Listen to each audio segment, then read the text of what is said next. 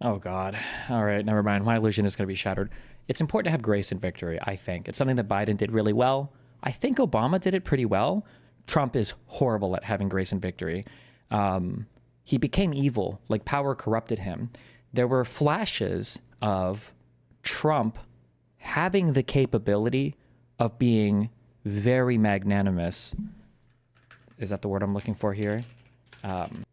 Yes. In the first primary that he ran in 2016, and it was at a time period we were all thinking maybe Trump actually could be like a really good leader. Maybe he does have it in him, and a lot of this is just false, like bravado or showmanship. I remember there were a few primaries that he lost, and he came out on stage and he congratulated. It was Ted Cruz on one of them, and he said he ran I think this was primary, right? This wasn't after the election, was it? I have to tell you that I've competed all my life. Competitive person. All my life, I've been in competitions, different competitions, whether it's sports or business or now for 10 months politics. And I have to tell you that I have met some of the most incredible competitors that I have ever competed against right here on the Republican Party. You know, we started off with that 17 number. And just so you understand, Ted Cruz, I don't know if he likes me or if he doesn't like me, but he is one hell of a competitor. He is a tough, smart guy.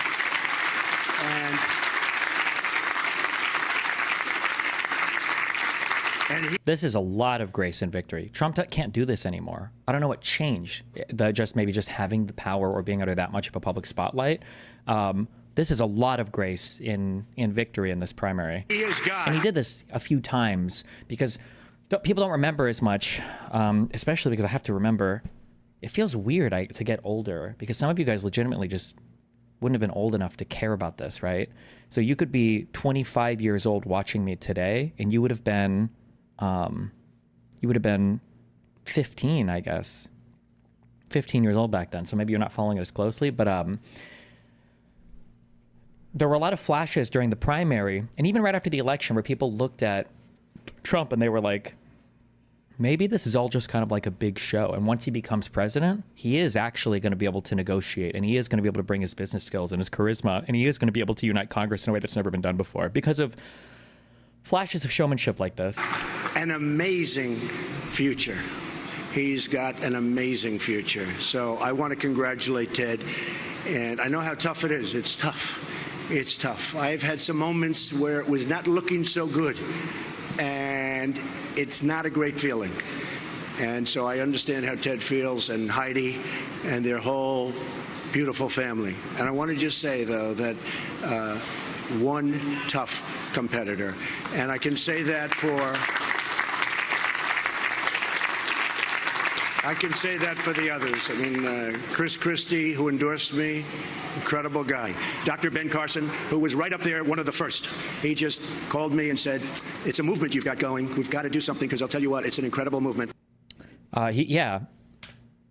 One of the problems is when Trump comes into office now, he's out for fucking vengeance, right? When Biden comes into office after 4 years of Trump, Biden says, and he did a phenomenal job at doing this, truly commendable. I think history will look so favorably on Biden's presidency. Fuck, I wish I could find the articles or the tweets I was reading. I just remember when people were asking, it was Cooper, DeSantis, I don't remember all their names, the governors of the 4 states, I think it was like North Carolina, Georgia, Florida, maybe South Carolina, that were impacted by the hurricanes. People asking them, have you called Biden to see, what FEMA is going to do, what you're going to do? And he's like, Biden called us yesterday. We've talked to him already about the emergency aid. There was some congresswoman who was I think she was like a MAGA lunatic, and Biden, I think, like took her out for a walk and chatted with her about emergency aid and stuff, and she kind of changed her tune afterwards. Biden did such a good job at coming in and saying he was going to be an American for all, a president for all Americans, that he wasn't here to divide us between left and right. And so calling for Trump to do something similar, you don't have to come in and get revenge on your prior political opponents. It would be good to show a little bit of grace, and it would be good for you politically as well, and it'd be good for your agenda. But man, no, Trump is just on the fucking warpath. This is good leadership. Murray's analysis here is completely fucking retarded to say that, oh, why would a religious leader ever talk about anything having to do with politics? I hate the sign of a weak and what would you say when you disrespect your religion? Someone who doesn't make their religion comport with their political realities. Your religion and how you view the world and how you view God and God and Jesus' place in the world is absolutely going to influence your political outlook. And to pretend that these two things should be eternally separated, you can't just discard Jesus, as soon as you leave church. Like, that's something you're supposed to carry with you in your day-to-day actions, in your day-to-day life. And anybody that's gone to church ever knows that when you're getting sermons, they're going to be talking about current political events that always happen, or at least at every Catholic church I've ever been to, they're always talking about current political events. So it's weird that he's like, I can't believe this person is talking about politics right now. That's so not religious. Like, what are you talking about, bro?